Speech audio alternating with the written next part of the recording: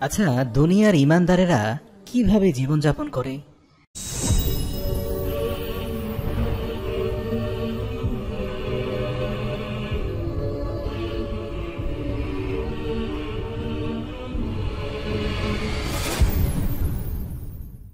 ইমানদারেরা তো এমন নয় যে তারা সিংহাসনের উপর দুনিয়াতে বসে থাকতে চায়, অথবা এমনও নয় যে তারা দুনিয়াতে ক্ষমতার উচ্চ আসনে যেতে চায়, এবং ইমানদারেরা এমনও নয় যে তারা জান্নাতের ব্যাপারে নিশ্চিত হয়ে গিয়েছে। তাই তারা বিছানায় হেলান দিয়ে শুয়ে বসে থাকে না।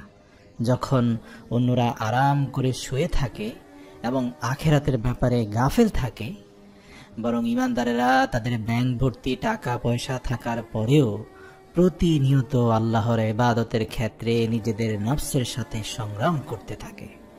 আর যাদের অর্থ সংকট রয়েছে, তারা লোভে পড়ে এমন কিছু করে না যা তাদের আখেরাতকে ধ্বংস করে দেয়। সোজা কথা, ইমানদারেরা বিত্তবান হোক বা দরিদ্র হোক, সর্বমুহূর্তে তাদের কোনো না কোনো সংগ্রাম চলতেই থাকে। বিত্তবানদের সংগ্রাম থাকে অহংকার মুক্ত জীবন যাপন করা, অর্থ সম্পদের সঠিক ব্যবহার করা, আর অভাবীদের সংগ্রাম থাকে হালাল উপার্জনের পথে থাকা, অর্থ সংকটে বিচ্যুত না হয়ে যাওয়া। সোজা কথা, ইমানদারদের সংগ্রাম মৃত্যু পর্যন্ত চলতেই থাকে। অথচ যেখানে দুনিয়া প্রেমিকরা উচ্চ মর্যাদা পাওয়ার জন্য, সম্পদশালী হওয়ার জন্য তাদের পক্ষে সম্ভাব্য সব কিছু করতে প্রস্তুত, অথচ সেই একই জায়গায় ইমানদারেরা বিনয়ী হয়ে থাকে এবং তারা দুনিয়ার ধন সম্পদ এবং উচ্চ মর্যাদার পরিবর্তে মহান আল্লাহ সুবহানাহু ওয়া তাআলার কাছে জান্নাতে একটি উচ্চ স্থান কামনা করে। আচ্ছা, জান্নাতের আসবাবপত্রগুলো দুনিয়াতে ইমানদারদের গুণাবলী অনুযায়ী হবে, নাকি সবাইকে একই রকম আসন দেওয়া হবে?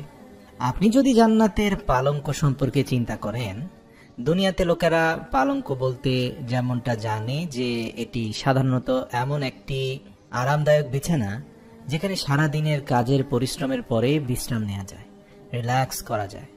আর তাই জান্নাতে আপনার বিশ্রামের জন্য পালঙ্ক থাকবে।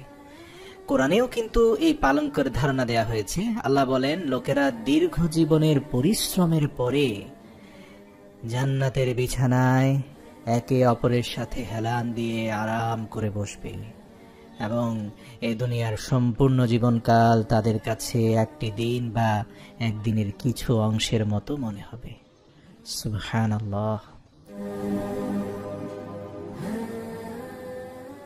একবার যখন আমরা সেই অনন্তকালের আনন্দময় জীবনে প্রবেশ করব ইনশাআল্লাহ, তারপর আমরা সেখানে আমাদের জন্য সিংহাসন দেখতে পাব, এবং এই সিংহাসন দ্বারা মূলত উচ্চ মর্যাদার আসন বোঝায়।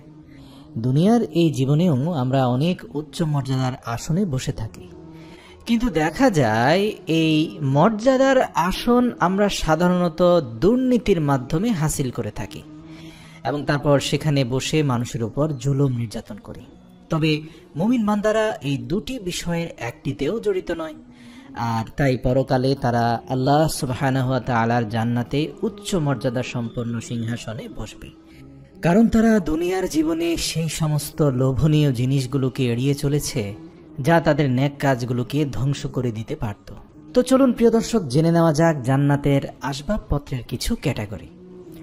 জান্নাতে আপনার ঘরে আসবাবপত্র থাকবে এবং জান্নাতের প্রাসাদগুলোকে সবচেয়ে সুন্দর ডিজাইনের ফার্নিচার দ্বারা সুসজ্জিত করে রাখা হয়েছে। জান্নাতে বাগান রয়েছে যেখানে আপনি চেয়ারে হেলান দিয়ে বসতে পারবেন। জান্নাতে আপনার কাছে থাকবে মনোরম সুন্দর রং বেরঙের পালঙ্ক। আপনার শোবার ঘরে থাকবে উঁচু উঁচু বিছানা এবং আপনার বিছানার চাদর এবং বালিশ হবে রেশমের তৈরি। ঘরের অভ্যন্তরীণ নকশা হবে অত্যন্ত চমৎকার এবং নানা রঙে সুসজ্জিত। আপনার ঘরের বালিশ এবং কার্পেটের রং হবে জান্নাতের বাগানের রঙের সাথে একদম ম্যাচিং করা।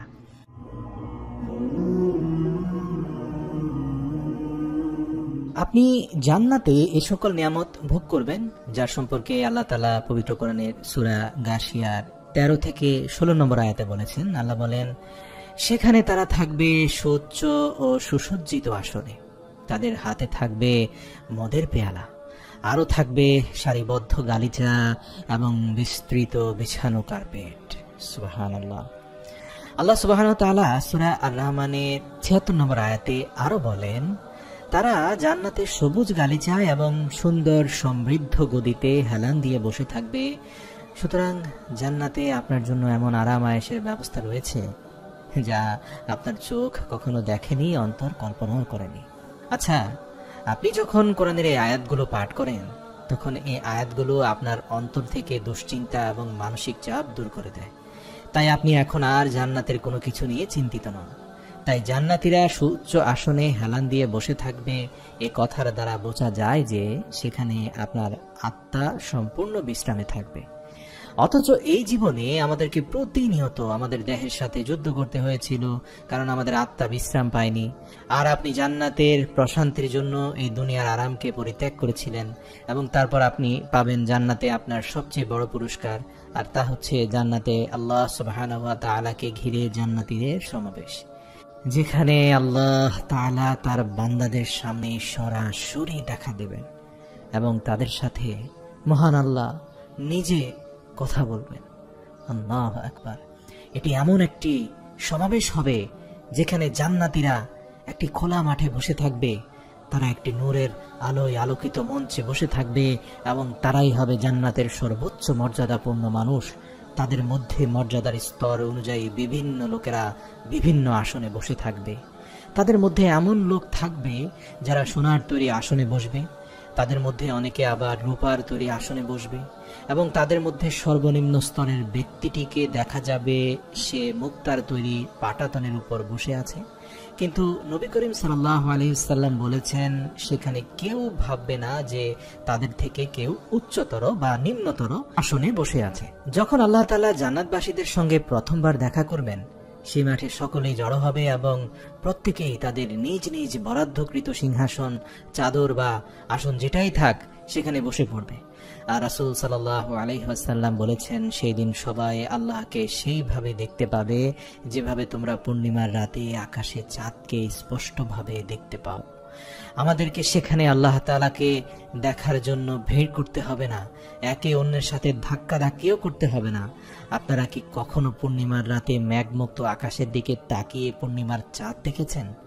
সেদিন জান্নাতীরাও একইভাবে সবাই নিজ নিজ স্থানে বসে থেকেই আল্লাহ তাআলাকে পূর্ণিমার চাঁদের মতো স্পষ্টভাবে দেখতে পাবে। যেভাবে পুরো দুনিয়াবাসী পূর্ণিমার চাঁদ দেখার জন্য ধাক্কাধাক্কি করতে হয় না, একইভাবে মহান আল্লাহ রাব্বুল আলামিনের সৌন্দর্যে মুগ্ধ হওয়ার জন্য মানুষকে পরস্পর ধাক্কাধাক্কি করতে হবে না। জান্নাতের প্রত্যেকে সেদিন উপরে তাকাবে এবং তারা আল্লাহকে দেখতে পাবে, এবং আল্লাহ সুবহানাহু ওয়া তাআলা সেদিন সবাইকে সরাসরি সম্বোধন করবেন, সবার সাথে সরাসরি কথা বলবেন। সুবহানাল্লাহ। অতএব এই হলো জান্নাতের এক ধরনের আসবাবপত্রের ধারণা, যা থাকবে জান্নাতের সেই খোলা মাঠের সমাবেশে, যার উপরে জান্নাতীরা বসে থাকবে এবং সেখানে বসে তারা আল্লাহ তাআলাকে দেখতে পাবে। এখানে একটি বিষয় হলো, আপনি সেখানে এমন কিছুর উপর বসবেন যা আল্লাহ সুবহানাহু ওয়া তাআলার কাছে আপনার পদমর্যাদার প্রতিনিধিত্ব করবে। অর্থাৎ আল্লাহ তাআলার কাছে আপনার মর্যাদার যে স্তর সেই অনুযায়ী আপনার আসনের ধরন হবে। ইমাম ইবনুল কাইয়্যিম রাহিমাহুল্লাহ তিনি বলেন, কোরআনে জান্নাতের কুশনগুলো এবং কার্পেটগুলি সারিবদ্ধ এবং বিস্তৃত হওয়ার বর্ণনা থেকে বোঝা যায় যে সেগুলি আপনার হেলান দিয়ে বিশ্রাম করার জন্য এবং আরাম করে বসার জন্য প্রস্তুত রাখা হয়েছে, এবং এগুলোকে লুকিয়ে রাখা হবে না এবং আপনার কাছ থেকে দূরেও রাখা হবে না।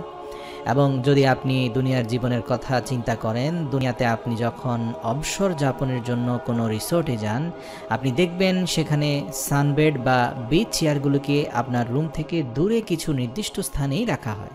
এগুলো সব সময় আপনার কাছ থেকে দূরে থাকে। কিন্তু জান্নাতে এই সমস্ত পালঙ্ক, এই সমস্ত সিংহাসন, এই সমস্ত বিশ্রামের আসনগুলো সর্বদা আপনার আশপাশে থাকবে, আপনার হাতের নাগালে, আপনার চোখের সামনেই থাকবে। আপনি যখনই চান আপনি এইসব ফার্নিচার ব্যবহার করতে পারবেন। জান্নাতে আপনি যা খুশি তাই করতে পারবেন, এবং এটাই হবে জান্নাতের বিশ্রাম এবং প্রশান্তির ধর। এরপর মহান আল্লাহ তাআলা আমাদেরকে একটা মহিমান্বিত সমাবেশের কথা উল্লেখ করেছেন, যখন আমাদের সমস্ত প্রজন্মকে আল্লাহ একত্রিত করবেন। আল্লাহ সুবহানাহু ওয়া তাআলা বলেন, জান্নাতের সেই সমাবেশের কথা কল্পনা করুন যেখানে প্রথম প্রজন্ম থেকে নিয়ে শেষ প্রজন্ম পর্যন্ত সবাই উপস্থিত থাকবে। আল্লাহ এই আয়াতের শেষের দিকে বলেন, শুরুর দিকে ইসলাম গ্রহণ করেছিল তাদের সংখ্যা বেশি থাকবে, এবং যারা পরবর্তী প্রজন্মের দিক থেকে ইসলাম গ্রহণ করেছিল তাদের মধ্য থেকে অল্প সংখ্যক লোক সেখানে থাকবে, এবং তারা সবাই নিজ নিজ মর্যাদা অনুযায়ী আসনে বসে থাকবে, এবং সে আসনগুলো সোনালী পাথর এবং সোনা দিয়ে মোড়ানো হয়েছে, এবং তারা জান্নাতে একসাথে সিংহাসনে হেলান দিয়ে মুখোমুখি বসে থাকবে। দর্শক, আপনি এমন একটি মজলিসে আপনার উপস্থিত থাকার কথা ভাবুন যেখানে আপনি সাহাবাদের সাথে বসে আছেন, যেখানে আপনি তাবিঈনদের সাথে বসে আছেন, যেখানে আপনি আপনার আগে আসা মহান ব্যক্তিদের সাথে বসে আছেন। এবং যদিও সেই নির্দিষ্ট সমাবেশে বেশিরভাগ লোকেরা পূর্ববর্তী প্রজন্মের হবে, তবে সেখানে কিছু লোক এমনও থাকবে যারা পরবর্তীতে এসেছিল, কেননা তারা ন্যায়পরায়ণতার সাথে তাদের পূর্ববর্তী এ সকল মহান ব্যক্তিদের অনুসরণ করেছিল। এবং আপনি সেই সমাবেশে দেখতে পাবেন তারা আপনার চারপাশে ছড়িয়ে ছিটিয়ে বসে আছেন, এবং আপনি তাদের সাথে কথোপকথন করার সুযোগ পাচ্ছেন। তাদের হাস্যোজ্জ্বল চেহারা দেখে আপনি অন্তরে প্রশান্তি পাবেন, আর আপনি আপনার প্রজন্ম এবং তাদের প্রজন্মের মধ্যে কী কী ঘটেছে তা নিয়ে তাদের সঙ্গে কথা বলবেন। আপনি তাদের সাথে ইতিহাসের নানান মুহূর্তগুলো নিয়ে যাচাই করে দেখবেন, যেগুলো নিয়ে আপনার অন্তরে অনেক কন্ট্রাডিকশন ছিল, সেগুলোর সমাধান সেখানে হয়ে যাবে। কিন্তু সেখানে আপনারা সবাই একই সিংহাসনে ভাই ভাই হিসাবে একে অপরের মুখোমুখি হয়ে সমান স্তরে বসে থাকবেন। যারা কেবলমাত্র আল্লাহ সুবহানাহু ওয়া তাআলার জন্যই একে অপরকে ভালোবাসে, এবং তারা এখন একসঙ্গে আল্লাহ সুবহানাহু ওয়া তাআলার দেয়া নেয়ামত উপভোগ করছেন। অতএব এই হচ্ছে এক শ্রেণী। তারপর দ্বিতীয় শ্রেণী হচ্ছে তারা যারা একে অপরকে ক্ষমা করেছে, এবং আল্লাহ সুবহানাহু ওয়া তাআলা পবিত্র কোরআনের সূরা আল হিজর এর ৪৭ নম্বর আয়াতে বলেন, আর তারা হবে সেই সব লোক যাদের অন্তরে একে অপরের প্রতি যে ক্ষোভ ছিল আমি তা দূর করে দেব, তাদের অন্তর থেকে যাবতীয় ব্যথা বেদনা দূর করে দেব। দুনিয়াতে তারা একে অন্যের যে ক্ষতি সাধন করেছিল আমি তাদের অন্তর থেকে সেই ক্রোধ দূর করে দেব, এবং এখন তারা জান্নাতে ভাই ভাই হয়ে উচ্চ আসনে হেলান দিয়ে একে অপরের মুখোমুখি বসে থাকবে। আর তাই মানুষের মধ্যে যারা আল্লাহর জন্য একে অপরকে ক্ষমা করে দেয়, আল্লাহ সুবহানাহু ওয়া তাআলাও তাদের ক্ষমা করে দেন, তাদের মর্যাদা বাড়িয়ে দেন। সুতরাং আপনি জান্নাতে উচ্চতর মর্যাদার অধিকারী হবেন যদি আপনিও কাউকে ক্ষমা করে দেন। এবং এটি এমন একটি বিষয় যা খুবই স্পেশাল, কারণ আমরা জানি যে নবী করিম সাল্লাল্লাহু আলাইহি ওয়াসাল্লাম এমন লোকদের সম্পর্কে জান্নাতের উচ্চ মর্যাদার কথা বলেছেন যারা আল্লাহর জন্য একে অপরকে ভালোবাসে, আর যারা একমাত্র আল্লাহর সন্তুষ্টির জন্য একে অপরকে ভালোবাসে তারা তাদের চেয়েও উচ্চতর, যারা আল্লাহর সন্তুষ্টির জন্য একে অপরকে ক্ষমা করে। সুবহানাল্লাহ। সুতরাং যখন আল্লাহ তাদের কথা বলেন যারা আল্লাহর সন্তুষ্টির জন্য একে অপরকে ক্ষমা করে, তারা নিঃসন্দেহে জান্নাতে উচ্চ মর্যাদার অধিকারী হবে। একটা কথা বলি, ভালোবাসা সহজ, কিন্তু আল্লাহর সন্তুষ্টির জন্য আপনাকে যে সবচেয়ে কষ্ট দিয়েছে সেই মানুষটাকে একটি মুহূর্তের জন্য আল্লাহ পাকের সন্তুষ্টির জন্য ক্ষমা করে দেওয়া এই পৃথিবীর সবচেয়ে কঠিন কাজ। কিন্তু যখন আল্লাহ তাদের সম্পর্কে বলেন যারা আল্লাহর জন্য একে অপরকে ভালোবাসে অথবা আল্লাহর জন্য একে অপরকে ক্ষমা করে, সেক্ষেত্রে তারা হবে আরো বেশি মর্যাদা সম্পন্ন। তারা জান্নাতের আলোকিত বান্দাদের মধ্যে সবার উপরে থাকবে, তাদের দৃষ্টান্ত হচ্ছে তারার মতো, এমনকি তারা জান্নাতের সর্বোচ্চ মর্যাদাপূর্ণ আসনে থাকবে। আমাদের উচিত এই বিষয়ে চিন্তা ভাবনা করা। হযরত কাব রাদিয়াল্লাহু তাআলা আনহু তিনি বলেছিলেন যে মানুষের মধ্যে যারা একে অপরকে আল্লাহর সন্তুষ্টির জন্য ভালোবাসে তারা গুরাফ নামক জান্নাতের ঘরে থাকবে, যেটা এত উঁচুতে থাকবে যে তাদেরকে দেখতে ঠিক তারার মতো দেখাবে। যেমনটা বিচারের দিন জান্নাতের নিম্নাঞ্চলের লোকেরা এই উজ্জ্বল নক্ষত্রের ন্যায় লোকেদেরকে দেখে মন্তব্য করবে, এরা অবশ্যই সেই সব লোক যারা আল্লাহর সন্তুষ্টির জন্য একে অপরকে ভালোবাসতো এবং আল্লাহর সন্তুষ্টির জন্য কঠিন হওয়ার পরেও অন্য আরেক ভাইকে ক্ষমা করে দিত। প্রিয় দর্শক, চিন্তা করুন, বিচারের দিন সেই লোকেরা যারা উজ্জ্বল নক্ষত্রের ন্যায় সর্বোচ্চ মর্যাদা সম্পন্ন হবে এবং তারা এমনকি নবী রাসূল ও শহীদদের দ্বারাও প্রশংসিত হবে, আর জান্নাতে তারা সমগ্র জান্নাতবাসীদের কাছে প্রশংসিত হবে শুধুমাত্র এই কারণে যে দুনিয়াতে তারা আল্লাহর সন্তুষ্টির জন্য একে অপরকে ভালোবাসতো এবং তাদের কাছে এমন ফার্নিচার থাকবে যা জান্নাতের অন্য স্তরের লোকেরাও পাবে না। তাহলে আপনি কতজনকে শুধুমাত্র আল্লাহর জন্য ভালোবাসেন ভালোবাসেন, যারা পূর্ববর্তী প্রজন্মের উজ্জ্বল নক্ষত্রদের মধ্যে ছিলেন, এবং কিভাবে আপনি নিজে তাদের পথ অনুসরণ করে আপনার পরবর্তী প্রজন্মের জন্য একটি তারকা হবেন।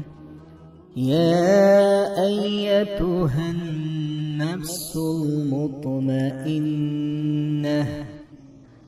ইরজিই ইলা রাব্বিকি রাদিয়াতান মারদিয়াহ ফাদখুলি ফি ইবাদি ওয়াদখুলি জান্নাতি।